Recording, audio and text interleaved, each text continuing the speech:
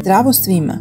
Danas spremamo jedan klasičan zimski dragulj, kiseli karfiol u teglama, po receptu moje mame.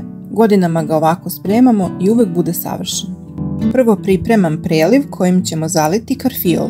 U lonac sipam 3 litre vode, dodajem 190 g šećera i 120 g soli. Promešam i pustim da prokuva.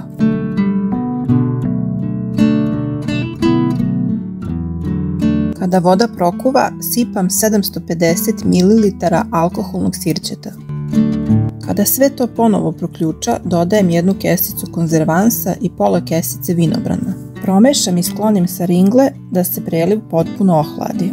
Za to vreme čistim 3,5 kg karfiola i kidam ga na manje cvetove.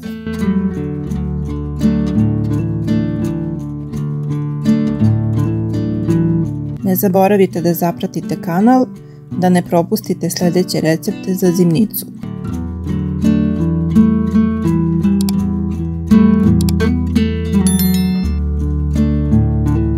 Kada to odradimo, bitno je da ga dobro operete pod mlazom hladne vode i da ne ostanu nikakvi sitni listići ili živuljke između.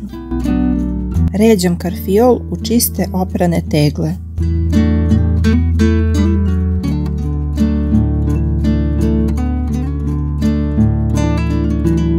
Ako želite dodatnu aromu, možete dodati i par zrna bibera ili lovorov list u svaku teglu. Ako vam se dopao ovaj recept, obavezno mi ostavite komentar da li i vi spremate karfiol i imate li neki svoj trik.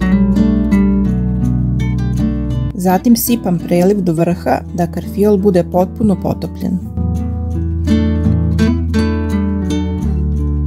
I eto ga, karfiol za zimu po receptu moje mame. Jednostavno, sigurno i provereno godinama.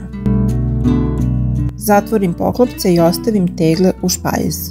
Hvala vam što ste gledali i vidimo se uskoro u novom videu. Prijetno!